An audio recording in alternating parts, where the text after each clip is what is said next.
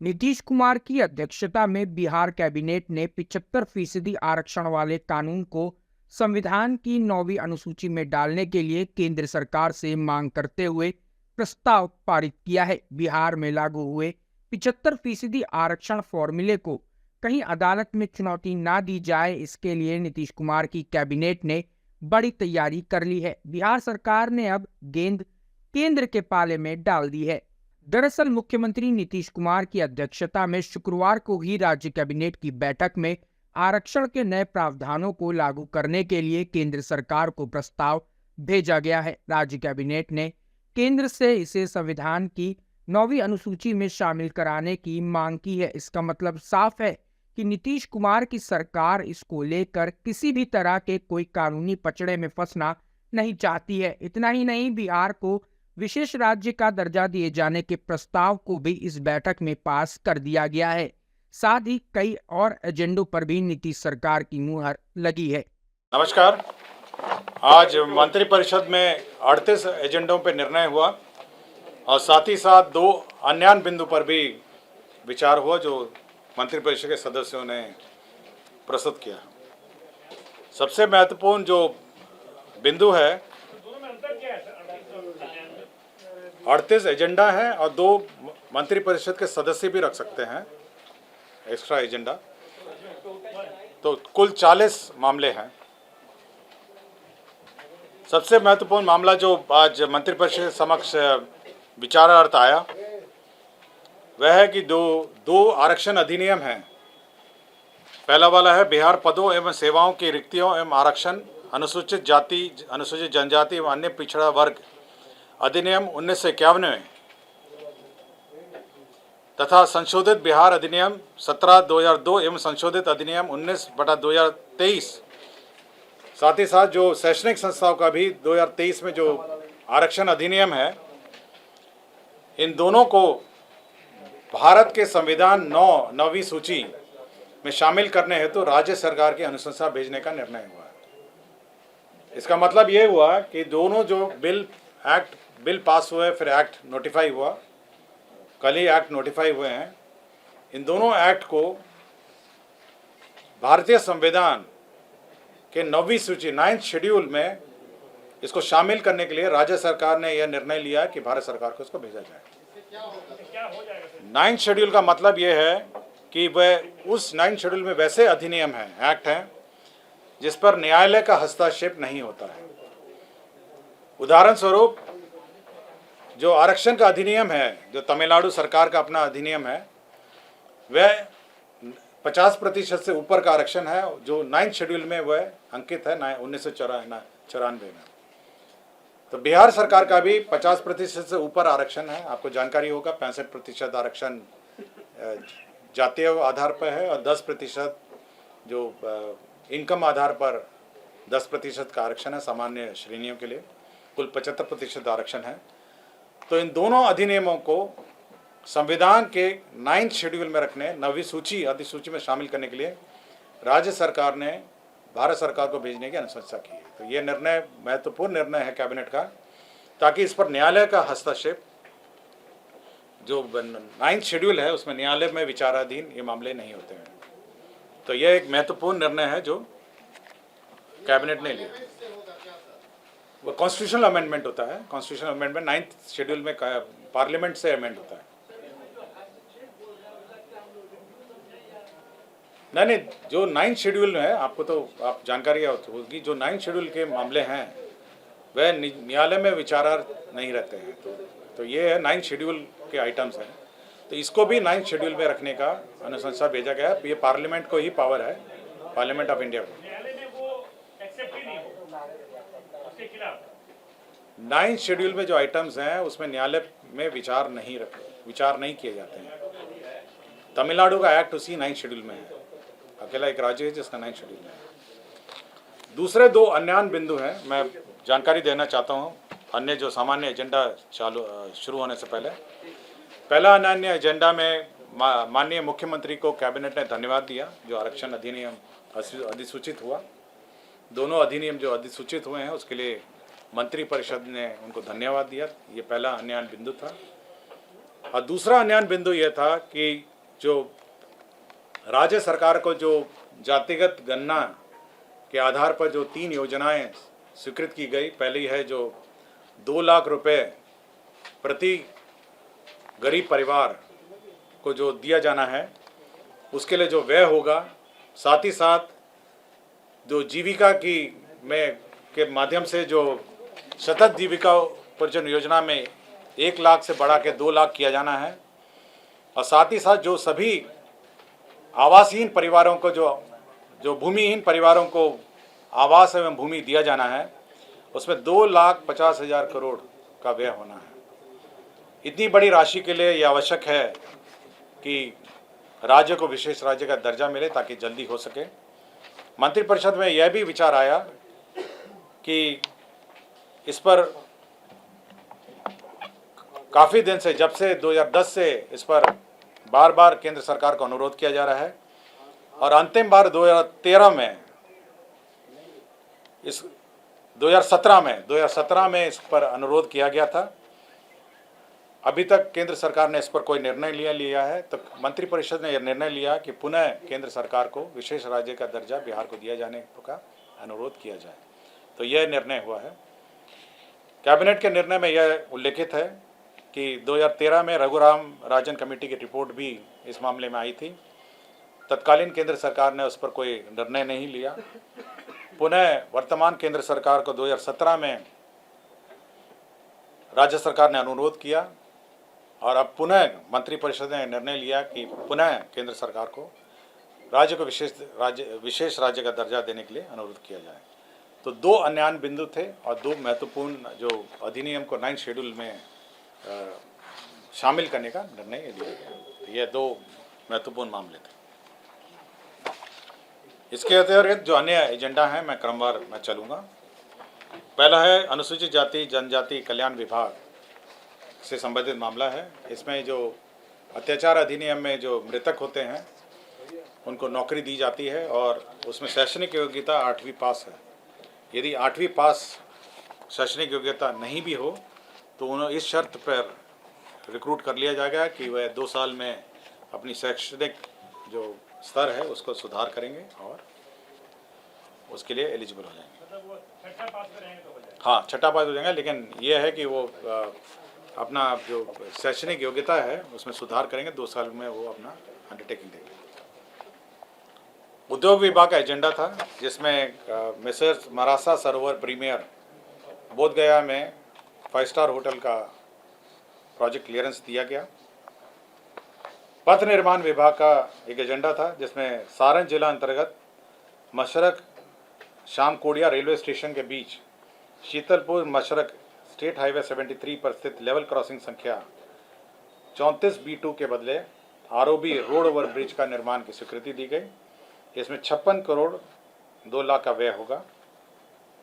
पिछड़ा वर्ग एवं अति पिछड़ा कल्याण वर्ग का एक एजेंडा था, जिसमें जितने छात्रावास बन रहे हैं उनके प्रबंधन के लिए एक छात्रावास प्रबंधक का एक काडर सृजित किया गया, जो इन छात्रावासों के प्रबंधन में कार्य करेंगे और सभी छात्रावासों को मेंटेन करेंगे। इसमें ये काडर क्रिएट किया गया, अभी तो काडर ही क्रिएट किया गया, जितने भी छात्रावास हैं छात्रावास के लिए पद क्रिएट किया गया। आपके भवन निर्माण विभाग का एक एजेंडा था, ब्रिज सिंह का तत्कालीन सहायक अभियंता राजेंद्र नगर अवर प्रमंडल पटना। इनको निगरानी का रिश्वत कांड में रंगे हाथ पकड़े गए थे और इनको दंड भी हो गया था। इनको सेवा से बर्खास्त किया गया। भवन निर्माण विभाग का एक और एजेंडा था, जिसके अंतर्गत राष्ट्रीय राजधानी क्षेत्र नई दिल्ली में स्थानिक अभियंता कार्यालय जो रेजिडेंट इंजीनियर का कार्यालय है उसमें पद सृजन किए गए। इसमें 12 पदों का सृजन हुआ। तो बिहार भवन जो दिल्ली में है उसमें इंजीनियरिंग कार्डर के 12 पद सृजित किए गए। भवन निर्माण विभाग का एक और एजेंडा था, जिसमें गैर योजना मद में एक पद जो वास्तुविद है, जो आर्किटेक्ट है, उसका पद सृजित हुआ था। तो आर्किटेक्ट का एक पद सृजित हुआ था। राजस्व एवं भूमि सुधार विभाग का एक प्रस्ताव था, जिसमें गांधी मैदान मेट्रो रेल स्टेशन के लिए ज़मीन का हस्तांतरण हुआ। यह पर्यटन विभाग के दखल कब्ज में ज़मीन थी। और ये 8,88,93,000 रुपये के दर से यह ज़मीन मेट्रो रेल स्टेशन के लिए स्थानांतरण हुआ। राजस्व एवं भूमि सुधार विभाग का एक और एजेंडा था, जिसमें सॉलिड वेस्ट मैनेजमेंट रूल्स 2016 के अनुपालन के लिए उसका प्रसंस्करण लैंडफिल साइट के लिए भूमि उपलब्ध कराने का निर्णय हुआ। निःशुल्क अंतर विभागीय हस्तांतरण। लोक स्वास्थ्य अभियंत्रण विभाग के अंतर्गत एक एजेंडा था, जिसमें पंप ऑपरेटर एवं इलेक्ट्रीशियन के पूर्व सृजित पदों को अंचल स्तरीय पंप ऑपरेटर इलेक्ट्रीशियन में वर्णित पद सोपान अनुरूप संवर्ग पुनर्गठन का निर्णय लिया। इसमें 1,86,62,000 रुपये की स्वीकृति हुई। तो पंप ऑपरेटर एवं इलेक्ट्रीशियन का पद सृजन हुआ। विज्ञान एवं प्रौद्योगिकी विभाग का एक एजेंडा था, जिसमें भोपाल जिला अंतर्गत स्थापित राजकीय अभियंत्रण महाविद्यालय गोपालगंज के निर्माण कार्य के पूर्व स्वीकृत योजना की लागत 73 करोड़ 13 करोड़ को बढ़ाकर 97 करोड़ 16,53,000 रुपये ये रिवाइज्ड एस्टिमेट सैंक्शन हुआ। विज्ञान प्रौद्योगिकी तकनीकी विभाग में सभी राजकीय अभियंत्रण महाविद्यालय पॉलिटेक्निक संस्थाओं में एक सोसाइटी बनाने का निर्णय लिया। तो हर कॉलेज का एक अपना सोसाइटी रहेगा, जिसमें एक मैनेजमेंट सोसाइटी है, एक एग्जीक्यूटिव बॉडी होगी, जनरल बॉडी होगी, जो उस अभियंत्रण विद्यालय का मैनेजमेंट देखेगा। वित्त विभाग ने सभी सरकारी कर्मी मंत्री सहित मोबाइल जो क्रय का दर है उसमें संशोधन किया है, मोबाइल फ़ोन के दर में। वित्त विभाग के एक और एजेंडा था, जिसमें मैं आपको रेट्स बता दूंगा, वो सर्विस किस किस को क्या दर है, मैं रेट का सूची आपको उपलब्ध करा दूंगा। वित्त विभाग का वैसे मामले जो 1/9/2005 के पूर्व अभ्यर्थी पुरानी पेंशन योजना में तहत थे और 1/9/2005 के बाद जो बाद ज्वाइनिंग किए, एडवर्टाइजमेंट पुराना था लेकिन ज्वाइनिंग बाद में, ये बार बार नई पेंशन योजना और पुरानी पेंशन योजना का कन्फ्यूजन रहा है। तो ये कहा गया कि जिस वर्ष में एडवर्टाइजमेंट था उस वर्ष का जो पेंशन योजना है, पुरानी पेंशन योजना होगी तो पुरानी पेंशन योजना दी जाएगी। कौन सा? वित्त विभाग का था एजेंडा नंबर 14 में, जो 1/9/2005 के बाद तो न्यू पेंशन स्कीम थी, लेकिन बहुत सारे मामले थे जिसमें पुरानी पेंशन योजना के अवधि में एडवर्टाइजमेंट निकला लेकिन ज्वाइनिंग बाद में किए, तो पुरानी पेंशन योजना उन पर लागू है। हाँ, विज्ञान प्रौद्योगिकी एवं तकनीकी शिक्षा विभाग में अररिया जिला में स्थापित फनेश्वर नाथ रेणु अभियंत्रण महाविद्यालय अररिया का जो एस्टिमेट था 73 करोड़ 13 लाख से बढ़ाकर 98 करोड़ 57 लाख बढ़ा दिया गया है। तो यह रिवीजन ऑफ एस्टिमेट हुआ है। विज्ञान एवं प्रौद्योगिकी विभाग के अंतर्गत गया अभियंत्रण महाविद्यालय में आर्किटेक्चर कोर्स आरंभ किया गया, बैचलर ऑफ आर्किटेक्चर। इसमें 14 शैक्षणिक पदों का सृजन हुआ। एक प्राध्यापक हैं, सह प्राध्यापक 3, सहायक प्राध्यापक 10। तो एक बैचलर ऑफ आर्किटेक्चर है जो गया में सृजित हुआ। वित्त विभाग का ये सभी कर्मचारियों के लिए सूचना है कि जो डीए दर है 42 से बढ़ाकर 46% कर दिया गया है। तो 42 कौन सा डीए वाले में चंदा नंबर 17 दीजिए, हम आपको बता देते हैं। वित्त विभाग में जो राष्ट्रीय बचत कार्यालय है उसमें वर्तमान पदस्थापित कार्यरत लिपिक कार्यालय परिचारियों को जिला समान्वय के समान पर, जो 19 लोग हैं जो राष्ट्रीय बचत कार्यालय में पदस्थापित थे, अब राष्ट्रीय बचत कार्यालय बंद कर दिया गया है, तो उनका समायोजन अब जिला वर्ग में कर दिया गया है। स्वास्थ्य विभाग में श्री कृष्णा चिकित्सा महाविद्यालय SKMCH में 100 करोड़ रुपए उपलब्ध कराए गए हैं। जो भाभा कैंसर अस्पताल एवं अनुसंधान केंद्र मुजफ्फरपुर है, उसको 100 करोड़ रुपए उपलब्ध कराया गया अनुदान के रूप में, और इसके लिए बजट ही उपलब्ध किया गया है। आपके द्वारा डीए के बारे में पूछा गया था। डीए में कुल राशि ये करीब 533 करोड़ 11 लाख रुपए लगेगा, ये सरकारी कर्मचारियों के लिए है, और 433 करोड़ लगेगा रिटायरमेंट, तो कुल 966 करोड़ लगेगा। जहाँ तक कितने कर्मचारी हैं इसकी सूचना ये विभाग से आपको मिल जाएगी। वार्षिक है, कुल 966 करोड़ रुपए व्यय होगी अतिरिक्त। तो स्वास्थ्य विभाग का मैंने आपको बताया कि भाभा कैंसर अस्पताल अनुसंधान केंद्र में 100 करोड़ रुपए उपलब्ध करा गए हैं। ये ईस्टर्न रीजन का सबसे बड़ा कैंसर रिसर्च इंस्टीट्यूट होगा और आपको जानकारी होगी ये ऑलरेडी संचालित है। इसके अतिरिक्त इक्विपमेंट और सामान के लिए दिया गया है।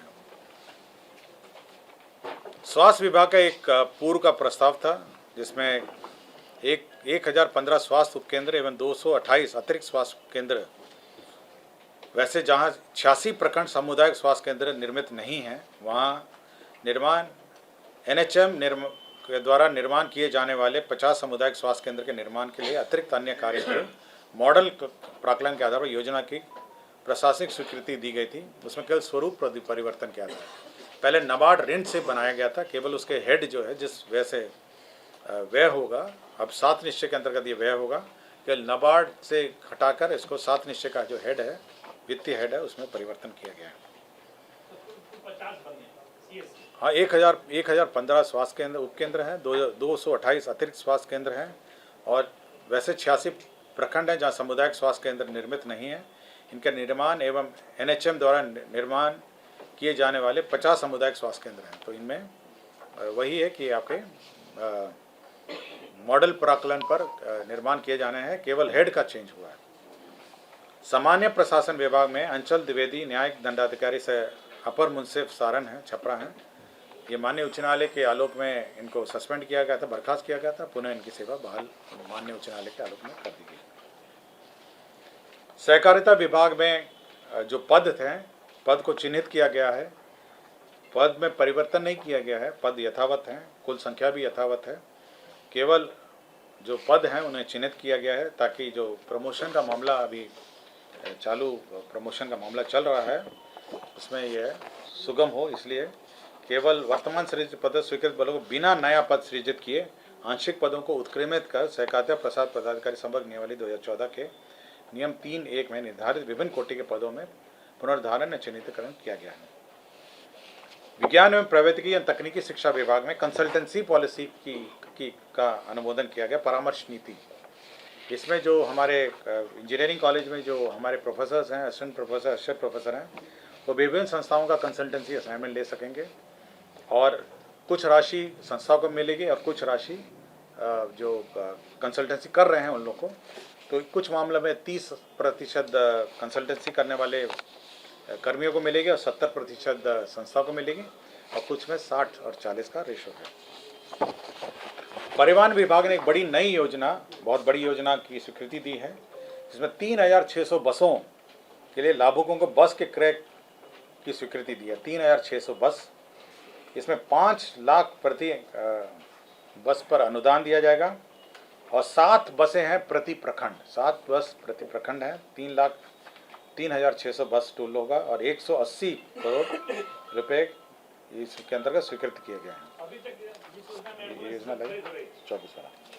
इसमें मैं बता देता हूँ कि ये बस स्वीकृत होंगे। अभी तो छोटी छोटी गाड़ियाँ थी, हाँ, तो अभी तो ये बस होगी जो 5 लाख रुपए प्रति बस होगी। 3,600 बसें स्वीकृत होंगी और प्रत्येक प्रखंड में जो 7 लाभुक होंगे उसमें 2 अनुसूचित जाति वर्ग के होंगे, 2 अत्यंत पिछड़े वर्ग के होंगे, 3 एक पिछड़ा वर्ग का होगा, 1 अल्पसंख्यक का होगा और 1 लाभुक सामान्य वर्ग का होगा। 7 लोग होंगे, 7 में 2 अनुसूचित जाति, 2 अत्यंत पिछड़ा वर्ग, 1 पिछड़ा वर्ग, 1 अल्पसंख्यक और 1 सामान्य वर्ग के लाभुक होंगे। तो 7 लोग होंगे, तो 7 लोग एक प्रखंड के और कुल 3,600 बस होंगे।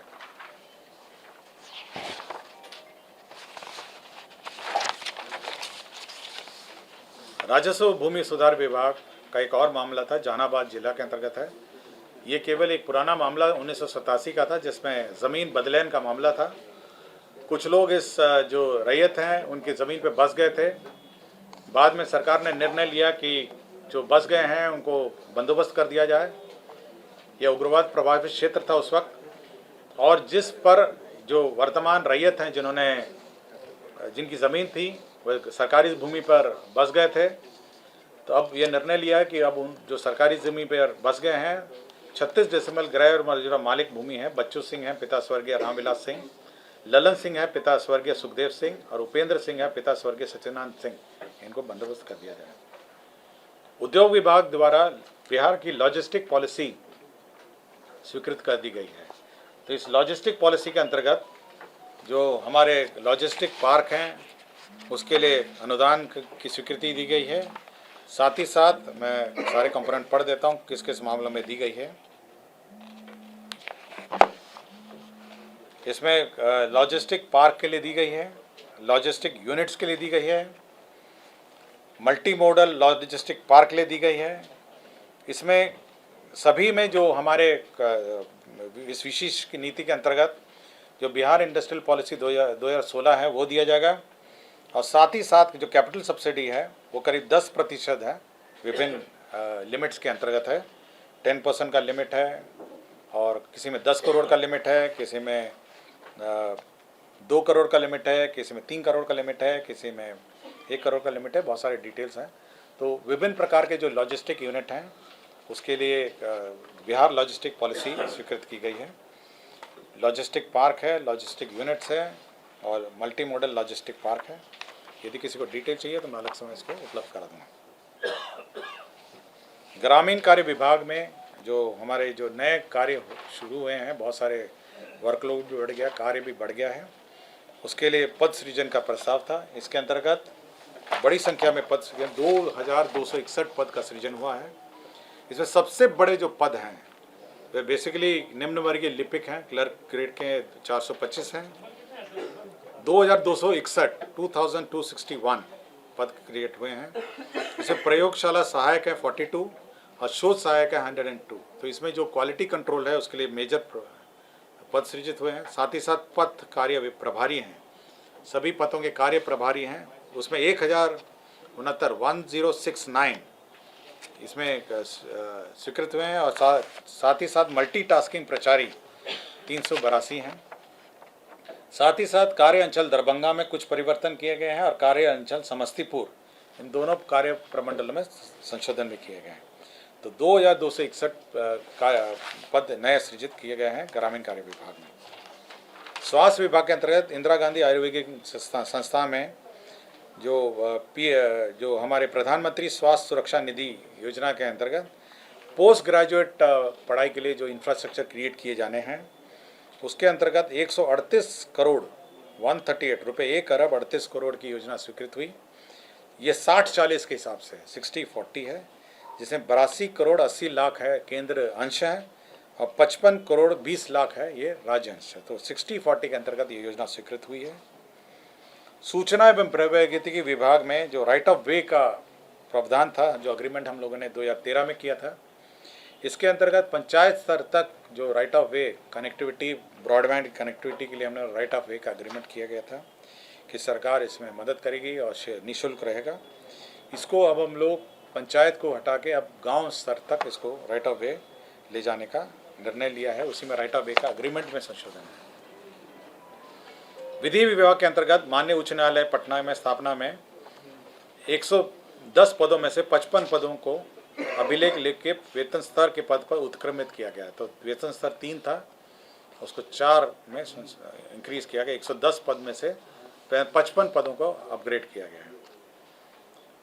दूसरा एक और विधि विभाग का प्रस्ताव था, माननीय उच्च न्यायालय पटना की स्थापना में सुभाष सेल, ये तो अनुवादक, ये ट्रांसलेशन सेल हैं, 60 पद हैं। अनुवादक सह प्रूफ रीडर हैं 20 पद हैं।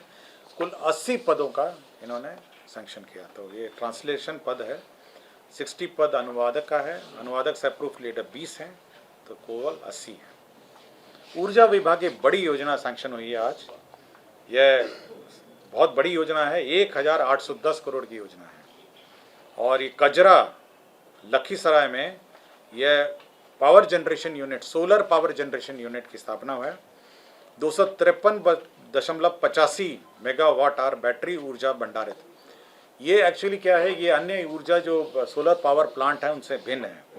इसमें सोलर पावर पैनल भी रहेगा और बैटरी भी रहेगी इसमें। तो जो दिन में जो एनर्जी जनरेट होगी वो ग्रिड में तो जाएगी, साथ ही साथ बैटरी भी इसमें चार्ज हो जाएगी। और जब पीक आवर होगा, जब आवश्यकता होगी, जब सूरज नहीं रहेगा, तो इस बैटरी के माध्यम से 253.85 मेगावाट आवर का यूनिट का स्थापना हुई है।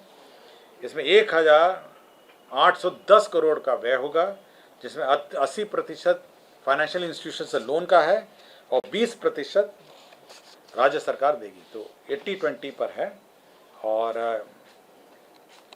1810 करोड़ की योजना है। राजस्व भूमि सुधार विभाग का एक और योजना था जिसमें अंतर विभागीय हस्तांतरण का जमीन का हस्तांतरण था। इसमें 5.45 एकड़ और 0.26 एकड़ ये किरतपुर दरभंगा में है, ये किरतपुर है, प्रखंड से अंचल कार्यालय के भूमि हस्तांतरण का प्रस्ताव है। निर्वाचन विभाग का आगामी निर्वाचन 2024 में जो मत पत्रों का मुद्रण होना है उसके लिए सरस्वती प्रेस को नॉमिनेशन के आधार पर दिए जाने का निर्णय लिया गया है, जो प्रिंटिंग है मत पत्रों का। वाणिज्य कर विभाग का एक प्रस्ताव था।